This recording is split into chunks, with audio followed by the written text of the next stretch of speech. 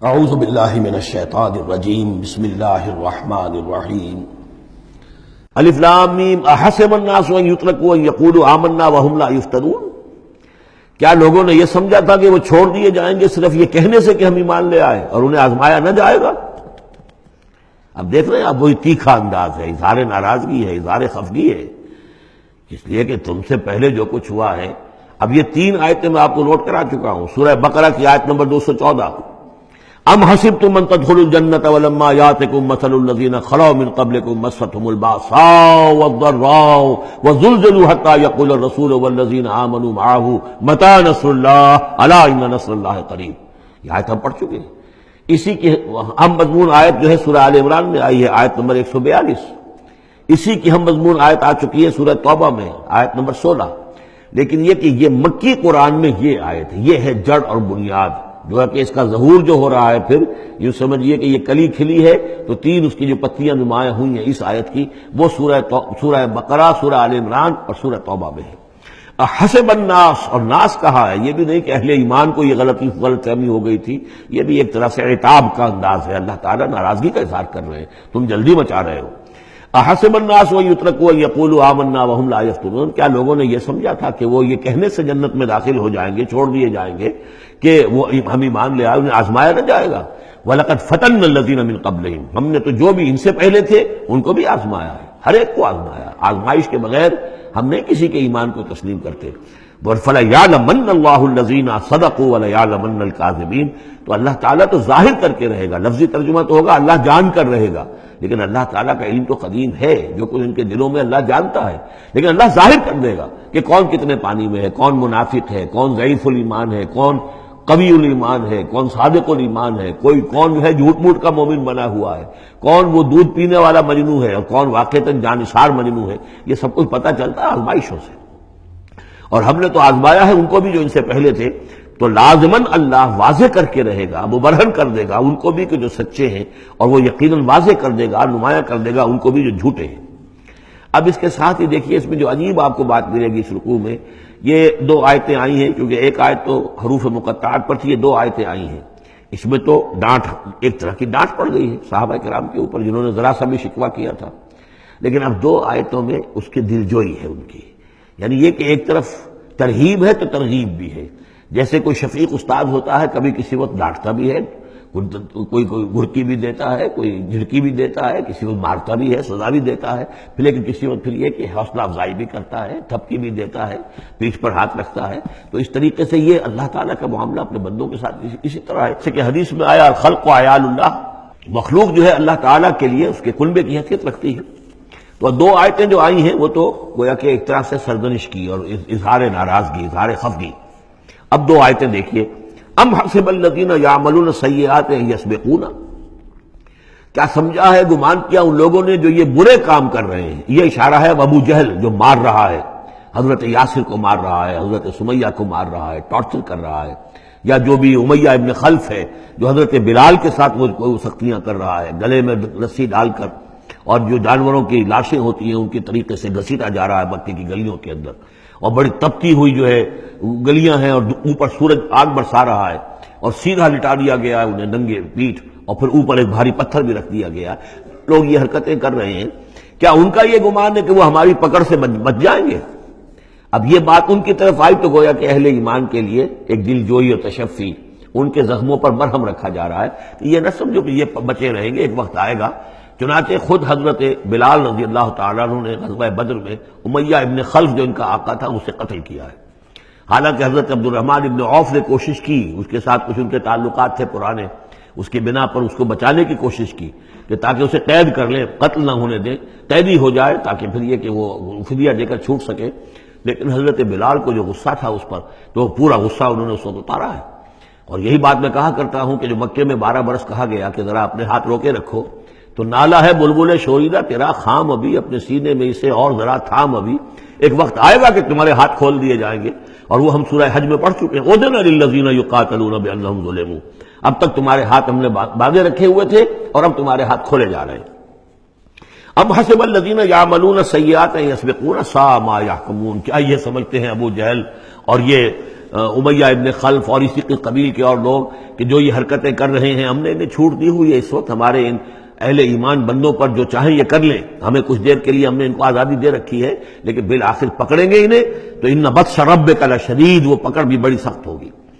دوسری آیت جو ہے مزید ان کی دلجوئی کے لیے، من کان یرجو لقاء اللہ فإن اجل اللہ لآت، جو کوئی بھی اللہ سے ملاقات کا امیدوار ہے اسے یقین رکھنا چاہیے کہ اللہ کی ملاقات کا وہ معین وقت آ کر رہے گا۔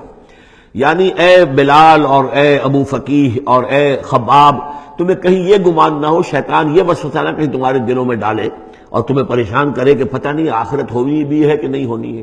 جیسا کہ میں نے عرض کیا تھا کہ دنیا نقد ہے، آخرت ادھار ہے۔ اب آپ نے جان مال تو ساری یہاں دینی ہے، دنیا میں دینی ہے، جنت ملے گی آخرت میں۔ تو جو شیطان وسوسہ اندازی کرتا ہے، نو نقد میں تیرا ادھار، یہ ادھار کی دنیا جو معاملہ ہے، سودا ادھار کی جنت ہے یہ، اور تم دنیا کے اندر اپنا سب کچھ لٹا رہے ہو، تو ایسا نہ ہو، تمہیں یقین رکھنا چاہیے کہ وہ وقت آ کر رہے گا اور اللہ تعالیٰ تمہاری ان تمام کی سار اور قربانی کی جو تم دے رہے ہو اس کے دین کے لیے، اس کی توحید کے لیے، اس کا بھرپور تمہیں صلہ دے گا۔ وَهُوَ السَّمِيعُ الْعَلِيمُ، وہ سب کچھ سننے والا ہے اور سب کچھ جاننے والا ہے، اس کی نگاہ سے کوئی چیز پوشیدہ نہیں ہے۔ وَمَنْ جَاهَدَ فَإِنَّمَا يُجَاهِدُ لِنَفْسِهِ، اب پھر ایک ذرا تھوڑے سے سرزنش کی آیت بھی آ گئی، دو آئی تھی سرزنش کے انداز میں، دو دلجوئی کے انداز میں، اب پھر سرزنش کا انداز ہے۔ وہ کیا ہے؟ وَمَنْ جَاهَدَ فَإِنَّمَا يُجَاهِدُ لِنَفْسِهِ، دیکھو اگر تم کوئی قربانیاں دے رہے ہو، تکلیف اٹھا رہے ہو، ایثار کر رہے ہو، تو جو بھی جہاد کر رہا ہے وہ اپنے لیے کر رہا ہے، وہ ہمارے اوپر احسان نہ سمجھے۔ اللہ تعالیٰ کی شان اس سے بہت اونچی ہے۔ یہ ہم سورہ حجرات میں جا کر پڑھیں گے، یمنون علیک ان اسلموا قل لا تمنوا علی اسلامکم بل اللہ یمن علیکم ان ہداکم للایمان، تم اگر اللہ کے لیے، اللہ کے دین کے لیے کچھ کرتے ہو تو نہ احسان سمجھو اللہ پر اور نہ احسان سمجھو اللہ کے رسول پر۔ اللہ کا احسان ہے کہ اس نے تمہیں قبول کر لیا ہے اور تمہیں یہ ساری کام کرنے کی توفیق وہ دے رہا ہے، یہ احسان مانو۔ منت منع کی خدمت سلطان ہمیں کنی، اس کا احسان نہ دھرو بادشاہ پر کہ تم خدمت کر رہے ہو بادشاہ کی۔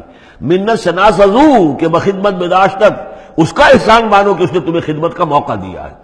تو اللہ تعالیٰ کا احسان مانو اور یہ نہ سمجھو کہ تم اللہ پر کوئی احسان کر رہے ہو۔ ومن جاہد فإنما یجاہد لنفسہ، اب دیکھ رہے ہیں کہ کس قدر متعلق یہ چیزیں ہیں، انسانی احساسات ہوتے ہیں، اس طرح کے خیالات آتے ہیں۔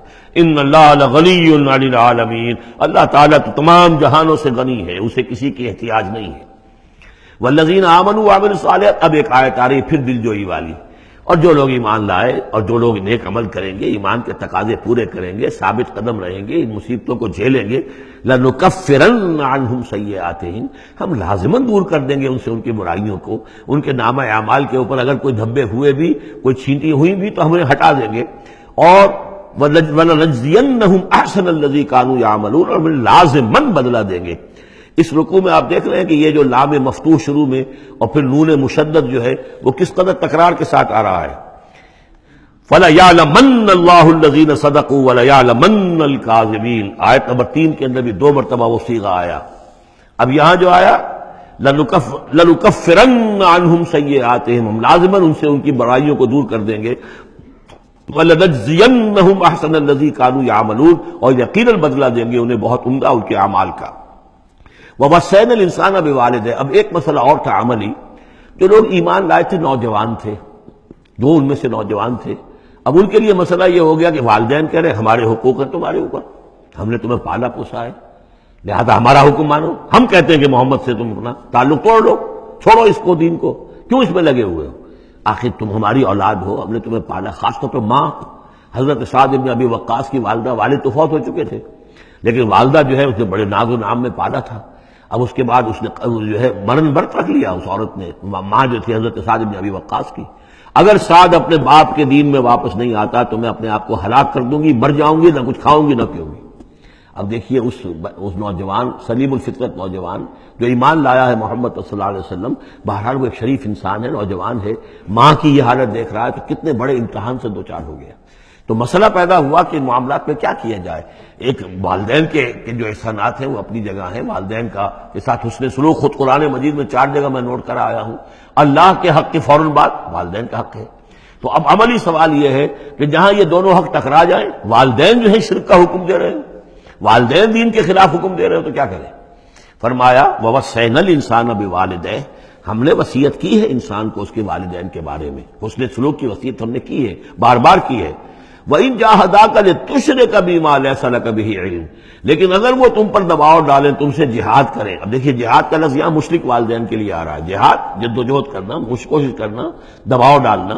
وَإِن جَاهَدَاكَ لِتُشْرِكَ بِي مَا لَيْسَ لَكَ بِهِ عِلْمٌ، کہ میرے ساتھ تم شریک کرو اور شرک کرو میرے ساتھ، اور شریک ٹھہراؤ ایسی چیزوں کو جس کے لیے تمہارے پاس کوئی علم نہیں. فَلَا تُطِعْهُمَا، تو ان کا کہنا نہ مانو. گویا کہ یہاں وہ اپنی لمٹ سے ایکسیڈ کر رہے ہیں. اب والدین کے حقوق ہیں لیکن اللہ کے حقوق کے بعد، اللہ کے حقوق سے پہلے نہیں. اللہ کا حق فائت ہے، لہذا اس معاملے میں اللہ کا دین ہے، اللہ کا حکم وہ مقدم رہے گا، والدین کا حکم دوسرے نمبر پر ہوگا. ہاں یہ ہے کہ ایک بندہ جو ہے، ایک نوجوان، وہ یہ ضرور کرے کہ ڈانٹ کر نہ بات کرے، ڈپٹ کر بات نہ کرے، سینہ تان کر نہ کرے.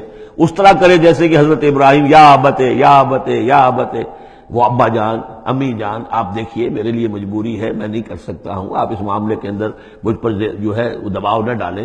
نرمی کے ساتھ ان میں جس طریقے سے بھی ہو، لیکن یہ ہے کہ ماننا نہیں ہے. یہ بات اور مزید کھل کر آئے گی سورہ لقمان میں. وَإِن جَاهَدَاكَ لِتُشْرِكَ بِي مَا لَيْسَ لَكَ بِهِ عِلْمٌ فَلَا تُطِعْهُمَا، تو ان دونوں کا کہنا مت مان. إِلَيَّ مَرْجِعُكُمْ، میری ہی طرف تمہیں لوٹ کر آنا ہے. فَأُنَبِّئُكُم بِمَا كُنتُمْ تَعْمَلُونَ، اور پھر میں تمہیں بتا دوں گا، جتلا دوں گا جو کچھ کہ تم کرتے رہے تھے. اب یہاں بھی ایک مسئلہ پیدا ہوتا ہے کہ یہ لوگ اپنے گھر والوں سے کٹ رہے ہیں، والدین سے کٹ رہے ہیں، بھائی سے جدا ہو رہے ہیں. اب یہ عتبہ ابن ربیعہ جو بہت بڑا سردار تھا، ان کے بڑے بیٹے جو ہے حذیفہ ابن عتبہ، وہ ایمان لے آئے.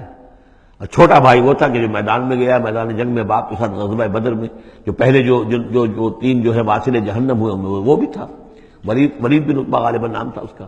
تو بھائی سے جدا ہو رہا ہے، رشتہ داروں سے اب کٹ گئے ہیں، والدین سے گھر نکال دیے گئے ہیں. تو اب ان میں جو ان کے دل زخمی ہیں، ان زخمی دلوں پہ مرہم کیا رکھا جا رہا ہے؟ وہ یہ ہے کہ تم صرف کٹے ہی نہیں ہو، جڑے بھی تو ہو. اب تم محمد سے جڑ گئے ہو، اب تم ابو بکر سے جڑ گئے ہو، اب تم یہ جو اہل ایمان کا طبقہ ہے، اب ایک نئی برادری وجود میں آ رہی ہے. یہ تمہارے اصل بھائی ہیں، یہ دوارے جو دین کے اندر بھائی ہیں، جو نظریاتی بھائی ہیں، جو ہم مقصد بھائی ہیں، یہ ہے تمہارے اصل اب عزیز. تو اللہ تعالیٰ نے اگر تمہیں کٹنے کا بھی حکم دے دیا ہے، لیکن یہ کہ اس نے تمہارے لیے ایک رفاقت فراہم کی ہے.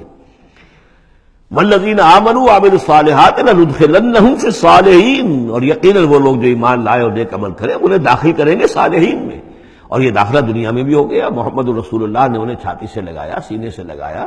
اور جیسا کہ 2 دفعہ ہم پڑھ چکے ہیں، حضور کو اللہ تعالیٰ حکم دے رہا ہے کہ آپ ان کے سامنے ذرا اپنے کندھے تواضع، آپ اے محمد آپ تواضع اختیار کیجئے، ان کے سامنے اپنے کندھے جھکائیے. وَاخْفِضْ جَنَاحَكَ لِلْمُؤْمِنِينَ، اور وَاخْفِضْ جناحک لمن اتبعک من المؤمنین 2 دفعہ آ چکا، سورہ ہجر میں آ چکا، سورہ طٰہٰ میں آ چکا. تو گویا کہ یہ اللہ تعالیٰ نے اپنا احسان بتایا. اور پھر آخرت میں اولئک مع الذین انعم اللہ علیہم من النبیین والصدیقین والشہداء والصالحین، ان کی رفاقت حاصل ہوگی. صدق اللہ العظیم.